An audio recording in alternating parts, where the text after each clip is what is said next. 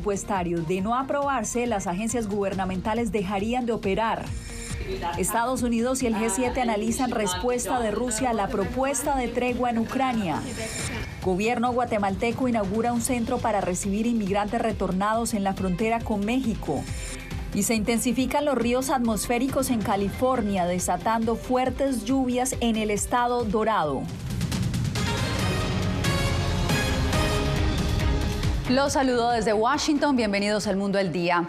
El Senado estadounidense se enfrenta este viernes a la fecha límite de financiación gubernamental y necesita 60 votos para que pase esta legislación y así evitar el cierre de las operaciones de las agencias del gobierno a partir de la medianoche. Vamos con Carolina Valladares, quien nos cuenta sobre las divisiones dentro de la bancada demócrata. Carolina, ¿cuál es la situación? ¿Ya hubo votación?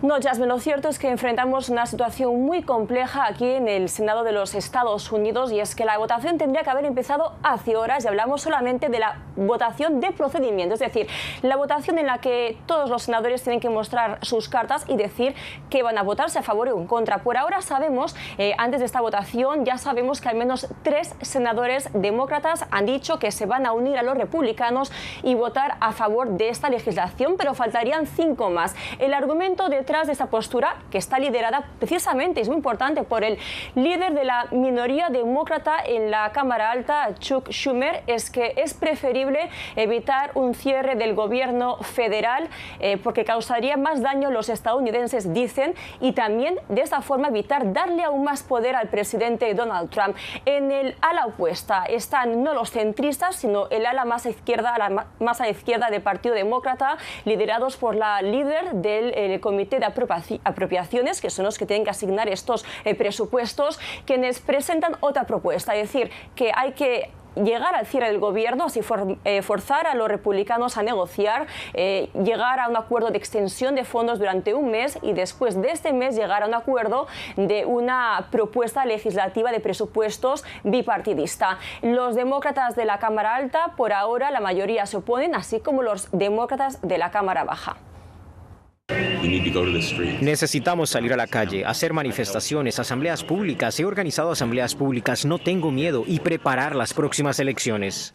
Estados Unidos ya ha experimentado un cierre gubernamental bajo el gobierno de Trump, pero esta legislación prejudicial solo empeora las cosas. Los demócratas no deben aceptar esta falsa opción. Debemos luchar por una solución mejor. Escuchen a las mujeres, por el pueblo.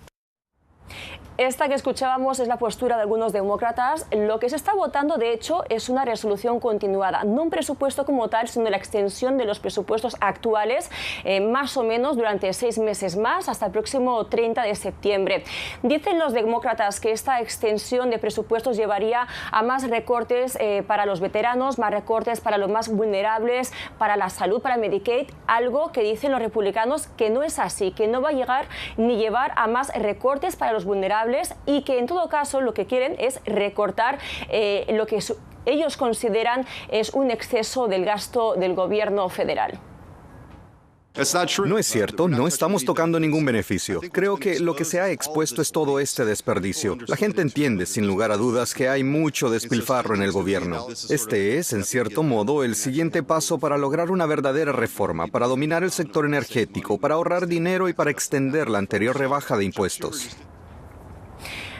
Bueno, estamos a la espera entonces de qué pasa con la votación de procedimientos, si habrá o no habrá votación definitiva, eso en función de los apoyos que tengan los republicanos de la bancada demócrata. Como anécdota, recordar que la última vez que hubo cierre del gobierno federal fue en el primer mandato del presidente Donald Trump. Jasmine. Pues ojalá esta no sea la oportunidad de otro cierre, Carolina. Estamos a la expectativa del desarrollo de esta noticia. Nosotros cambiamos de tema. Tras su participación en la reunión del G7 en Canadá, el secretario de Estado Marco Rubio ofreció un balance sobre la reunión que sostuvo el enviado especial de Estados Unidos y el presidente ruso Vladimir Putin sobre los esfuerzos para alcanzar la paz en Ucrania. Celia Mendoza, desde el Departamento de Estado, ¿qué aspectos claves se destacan de las declaraciones de Rubio y cuál es el siguiente paso en este proceso? Mantiene su optimismo. Esto es básico en las declaraciones que entregó el secretario de Estado Marco Rubio después de reunirse con los líderes del G7, los cuales expresaron la importancia de poner presión a Rusia. Sin embargo, se espera que el presidente estadounidense se reúna con el secretario de Estado y el señor Steve Witkoff para analizar el siguiente paso. Tiene los esfuerzos para lograr un cese al fuego en Ucrania tras la respuesta del líder ruso Vladimir Putin, quien se reunió este jueves en Moscú con el enviado especial de los Estados Unidos, Steve Witkoff. Ayer tuvimos conversaciones muy buenas y productivas con el presidente de Rusia, Vladimir Putin, y hay muchas posibilidades de que esta horrible y sangrienta guerra finalmente pueda llegar a su fin.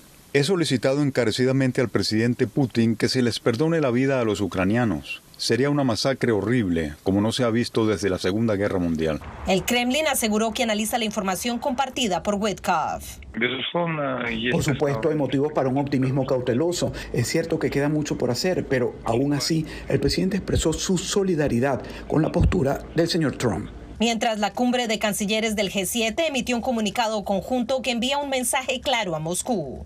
Exigimos a Rusia que en reciprocidad acepte un alto el fuego en igualdad de condiciones y lo implemente plenamente. Debatimos la posibilidad de imponerle medidas punitivas adicionales en caso de que no se acuerde dicho alto el fuego, incluyendo nuevas sanciones, topes a los precios del petróleo, apoyo adicional a Ucrania y otras acciones. El secretario de Estado reiteró la dificultad de estas negociaciones, pero se mostró positivo frente a un posible avance. Creo que hay motivos para ser cautelosamente optimistas, pero al mismo tiempo seguimos reconociendo que esta es una situación difícil y compleja.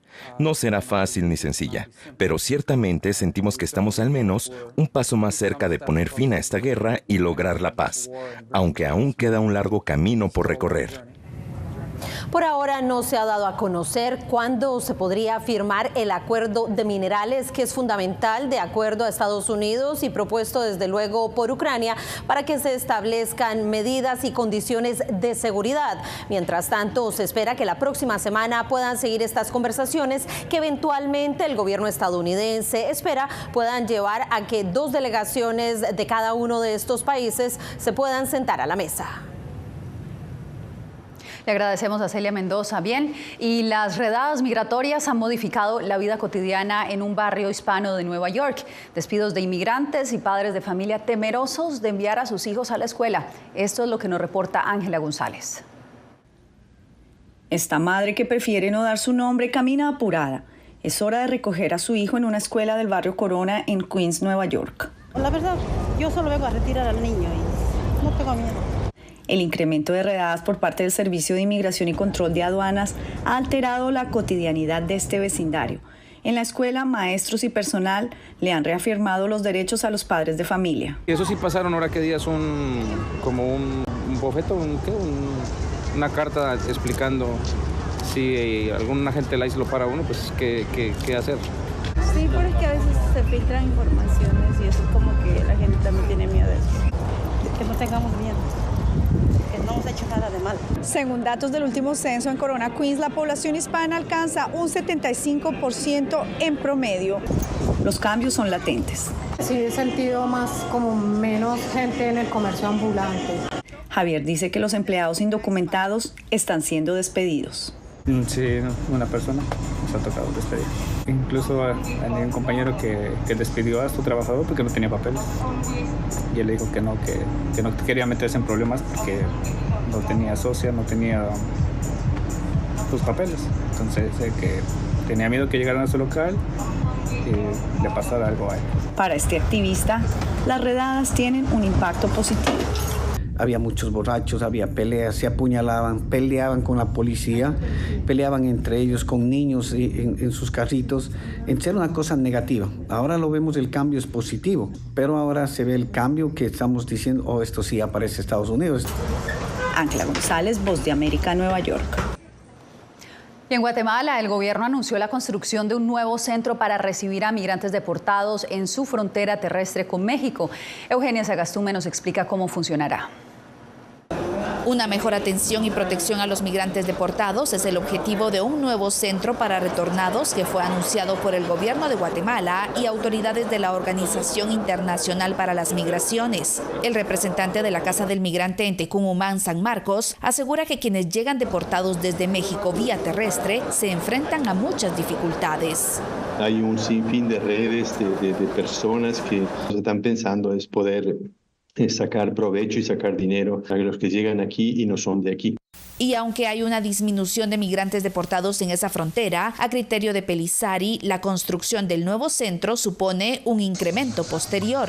Da a pensar de que el futuro va a ser un futuro bastante pesado a nivel numérico, hablando de deportaciones no solo de las de Estados Unidos, sino por presión de Estados Unidos también la de México.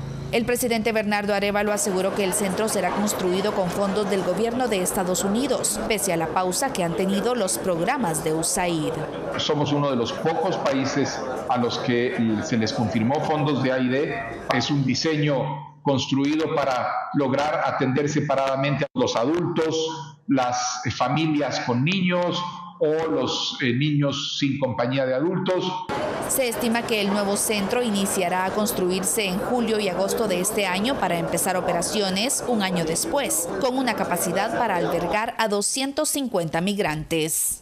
Eugenia Sagastume, Voz de América, Guatemala. En Colombia, las autoridades monitorean un nuevo fenómeno de migración inversa que ha cobrado fuerza desde enero de este año. Se trata de migrantes que abandonan su plan de llegar a Estados Unidos y optan por regresar a sus países de origen. Desde Bogotá, Jair Díaz nos informa que la mayoría de estos migrantes son de nacionalidad venezolana. Se siente muy duro porque uno agarra una travesía bien fuerte por ahí. El migrante venezolano William Rodríguez cuenta cómo regresó de Estados Unidos a Colombia, país de paso obligatorio para volver a su nación de origen, luego del endurecimiento de las políticas migratorias del presidente estadounidense Donald Trump. Lo más difícil fue que yo sentí de Panamá aquí. En el barco donde veníamos duramos 2 días en el mar, se dañaron los motores, tuvimos que dormir en una isla, comer coco. Según las autoridades panameñas, más de 2.000 personas han cruzado la frontera con Costa Rica hasta Panamá en lo que va de marzo, y Colombia registra la llegada de 300 migrantes diariamente, en su mayoría venezolanos provenientes de México. Un fenómeno de migración a la inversa que viene en aumento desde la frontera con Panamá. Se nos cayó todos los planes que teníamos, todo regresarnos a Venezuela, porque allá en México no íbamos a hacer nada. Sin duda es una alerta, una alerta que nos obliga a prepararnos, y lo estamos haciendo. Primero, a través de la construcción de un plan de contingencia ante posibles represamientos y aglomeraciones. Por lo que autoridades locales de Necoclí, en coordinación con el gobierno de Colombia, articulan la atención social para los migrantes que retornan cruzando por el país. Y cómo atendemos de manera integral a esta persona para que no se convierta en caldo de cultivo o mercancía de un grupo ilegal. La mayoría de los migrantes arriesgan sus vidas tomando embarcaciones por mar abierto desde Puerto Ovaldía, Panamá, para cruzar a Colombia. Jair Díaz, Voz de América, Bogotá. Esta semana Los Ángeles ha enfrentado intensas lluvias como parte de una serie de tormentas relacionadas con el aumento de ríos atmosféricos. Alex Segura nos informa que un nuevo estudio revela que estas corrientes de humedad son cada vez más grandes, lo que generan precipitaciones más fuertes. Estas imágenes del río Los Ángeles durante una de las últimas tormentas que recibió la ciudad californiana fueron compartidas por un usuario en la plataforma X. La causa principal, según científicos, son los ríos atmosféricos, corrientes de humedad que viajan desde los trópicos hasta la costa oeste de Estados Unidos. Descubrimos que en las últimas décadas han comenzado a crecer en tamaño y a transportar más humedad en comparación con principios del siglo XX. La cantidad de humedad que transporta un río atmosférico puede estar relacionada con la cantidad de precipitación que puede producir. Según el estudio liderado por la doctora Henny y publicado en el Journal of the Atmospheric Science, estos sistemas meteorológicos han crecido entre un 6 y un 9% en tamaño desde 1980, lo que significa más tormentas como la que vive California ahora.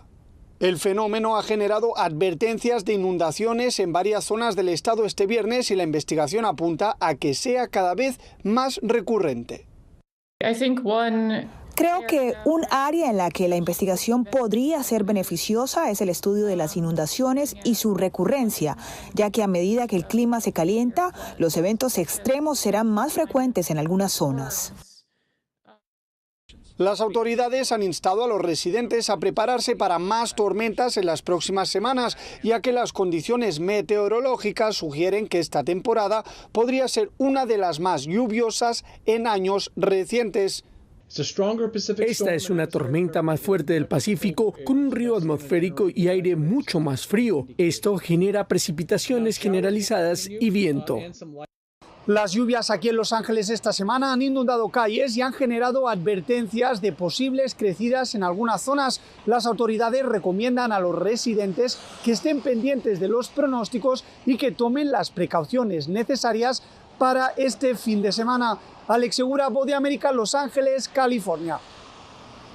Al volver, Florida despliega medidas de seguridad en puntos turísticos en la antesala del receso primaveral.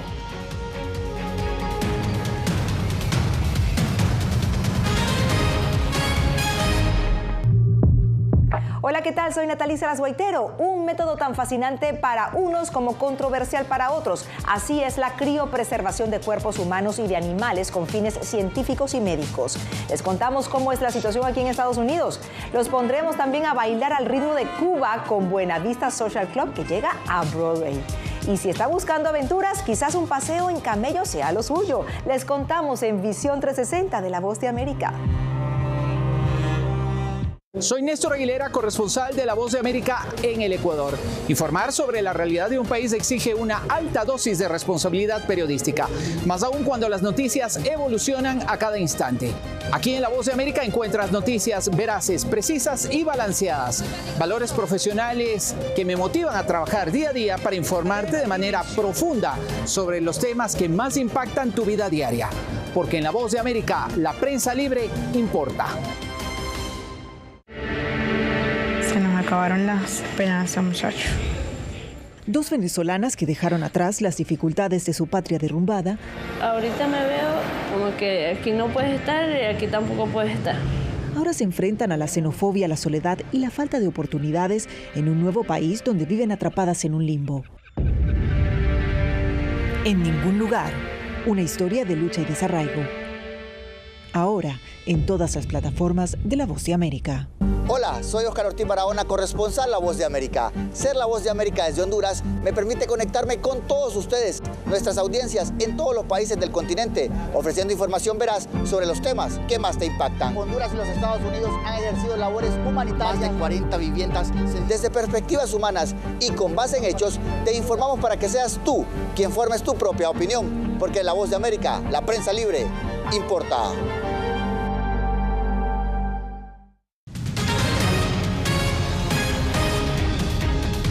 En Florida, autoridades refuerzan medidas de seguridad en puntos turísticos en la antesala del receso de primavera o Spring Break.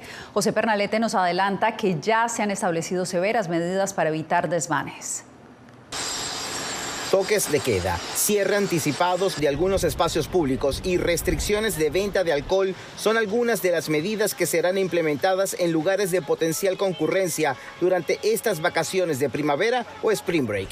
En Miami Beach, al sur de Florida, las autoridades advierten que no tolerarán comportamientos criminales y reforzarán la vigilancia. Controles de conductores bajo efectos del alcohol, lectores de matrículas, acceso restringido a la playa, estacionamiento limitado y tarifas de estacionamiento adecuadas, remolque y mucho más. Al mismo tiempo, el gobernador de Florida, Ron DeSantis, ha garantizado mayor número de policías estatales para apoyar a la policía de Miami Beach. El objetivo es evitar escenarios de violencia como los registrados en 2021. Entendemos que muchas personas desean visitar el estado de Florida y estamos agradecidos por ello. El año pasado tuvimos más de 140 millones de visitantes en 2024, lo que representó un récord para nuestro estado. El pasado año las autoridades locales establecieron un plan de reforzamiento de seguridad y vigilancia similar al que se está ejecutando, alcanzando el arresto de al menos 274 personas, lo que representó una disminución de los índices de violencia de 8% con respecto al 2023. Los residentes y visitantes consideran que es necesario garantizar el buen resguardo durante estas vacaciones. Me parece bastante bien, me parece que es una medida de seguridad que beneficia a todos aquí para poder vivir un momento feliz, un momento sano. Sobre las playas se establecerán regulaciones de horarios para evitar actividades nocturnas no autorizadas. José Pernalete, Voz de América, Miami Beach. Mientras la administración Trump toma acciones para desmantelar el Departamento de Educación, en Texas el Congreso local propone redirigir los fondos públicos para financiar el acceso a educación privada. Laura Sepúlveda nos reporta que también avanza una iniciativa legislativa que exigiría a los migrantes indocumentados pagar su educación. Mientras importantes recortes tienen lugar en el Departamento Federal de Educación, Texas es uno de los estados que apoya la eliminación de esta agencia y promueve una reasignación de fondos públicos. No debemos interferir con el vínculo entre padres e hijos. Debemos fortalecerlo, empoderando a los padres para que elijan la escuela más adecuada para sus hijos. A partir de abrir la posibilidad de que fondos públicos sean destinados a cubrir costos de educación privada. Este proyecto de ley incluye ciertos gastos educativos, entre ellos inscripción, pagos a escuelas privadas, cursos de doble crédito, capacitación para certificaciones y programas de prekinder de alta calidad. Texas desde 2022 no actualiza públicamente la calificación de los colegios ante múltiples demandas que hay respecto al acceso a esta información. La Federación de Maestros del Estado cuestiona los criterios existentes de evaluación, factor que podría ser determinante para los padres al decidir el siguiente paso educativo de sus hijos. Incluso si se publicaran las puntuaciones, no estoy seguro de que supiéramos con certeza dónde estamos, porque se están midiendo los aspectos correctos y los estamos haciendo adecuadamente. Nuestro sistema está configurado para medir aspectos que, en mi opinión, contribuyen más a facilitar nuevos contratos adicionales para exámenes en línea, nuevos proveedores de computadoras, etcétera, que ayudar a profesores, padres y estudiantes a evaluar el estado de sus alumnos. Entre tanto, el Congreso local avanza el proyecto de ley HB 160 que intenta revertir a quienes carecen de documentos para estar legalmente en el país la posibilidad de recibir cualquier tipo de ayuda económica educativa. A la fecha, según datos del Foro Nacional de Migración, cerca de 57,000 estudiantes indocumentados o con beneficio de DACA reciben dicho apoyo para acceder a educación superior en el estado. Laura Sepúlveda, Voz de América, Austin, Texas. Regresamos en breve con información de Latinoamérica porque hay expectativa en torno al más reciente préstamo de El Salvador en el Fondo Monetario Internacional. Les contamos a qué se debe.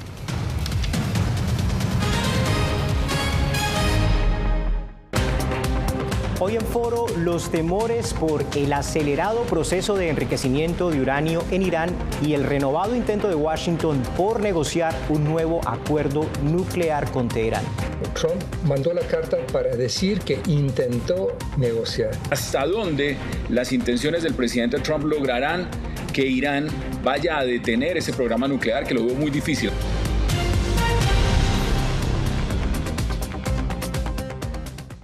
Fui detenido con acusaciones de traición a la patria y luego fui sentenciado y condenado a 13 años de prisión. Es una sensación totalmente inhumana, es una sensación como de estar muerto en vida realmente.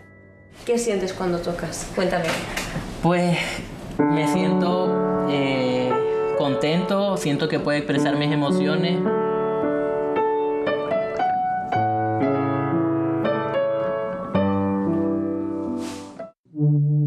¿Cómo decidió este grupo de hombres no acabar con la civilización?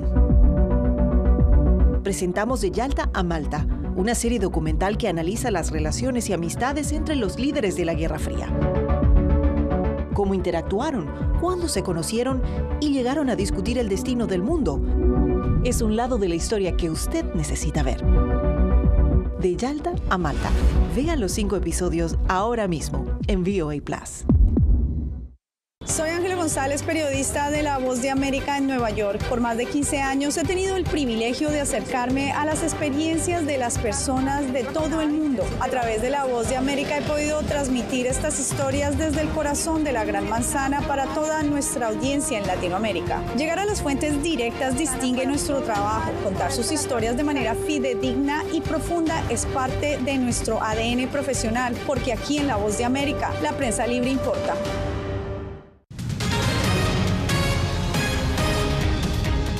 En El Salvador crece la expectativa por el préstamo de más de 1.400 millones de dólares solicitado por el gobierno al Fondo Monetario Internacional.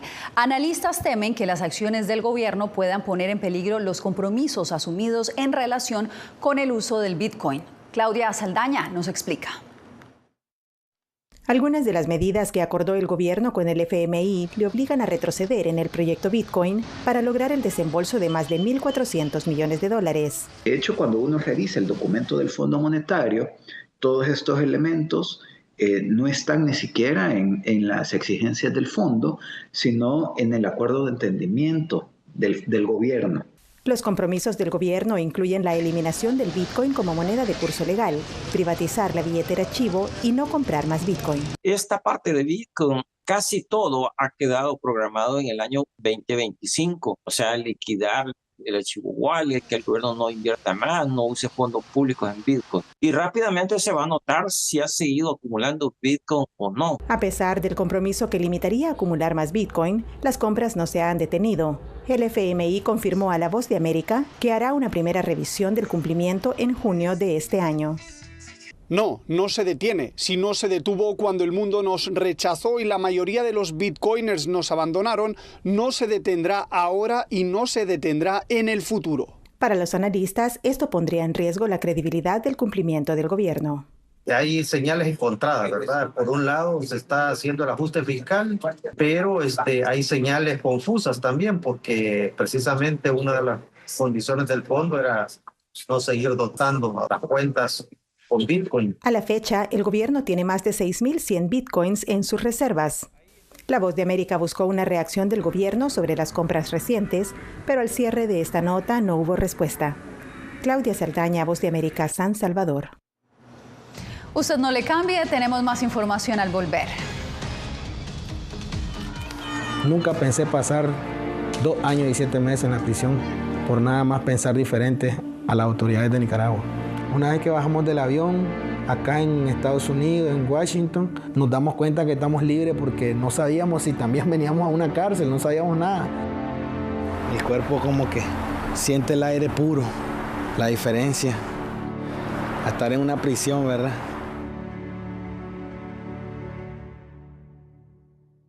Soy Jacopo Luzzi, reportero de La Voz de América aquí en Washington, D.C. Ya sea informando desde el Capitolio, desde la Casa Blanca, cubriendo el impacto del cambio climático, el impactante tema migratorio, o subir en un avión y cruzar medio mundo para estar en el lugar de la noticia con la información precisa y veraz, este es mi compromiso como periodista. Un compromiso de vida profesional que comparto con ustedes, porque en La Voz de América la prensa libre importa. ¿Flamenco? Sí, flamenco, para echar unos pasos gitanos ahí. En una época en la que muchos en Estados Unidos mueren en hospitales, un hijo adulto quiere darle a su padre que transita los últimos días el regalo de una muerte en paz. ¿Lo oyes? ¿Está bien? Amor hasta la muerte, un documental de La Voz de América. Ahora, en todas nuestras plataformas.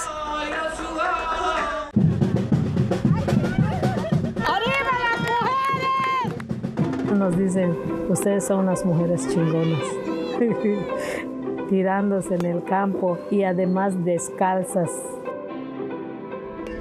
Tenemos 5 dedos y los hombres también tienen 5 dedos. Si los hombres pueden, ¿por qué nosotros no podemos?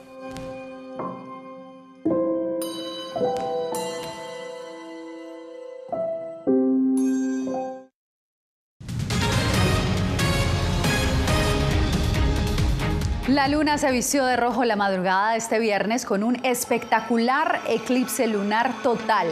Durante 66 minutos, la sombra de la Tierra cubrió por completo la Luna, dándole un tono cobrizo mientras se alineaba con el Sol. Allí están las imágenes, algunas de ellas nos llegan desde El Salvador, pero les cuento por qué se ve roja, porque el Sol, la Tierra y la Luna se alinean proyectando la sombra terrestre sobre la Luna y tiñéndola de ese característico color rojizo conocido por algunos como luna de sangre. El eclipse fue visible en gran parte de América del Norte, del Sur, así como en algunas zonas de África, Europa, Australia y Japón. Con estas imágenes nos despedimos por hoy. A ustedes gracias por acompañarnos siempre en El Mundo al Día. Que tengan feliz fin de semana. Les informó Yasmín López.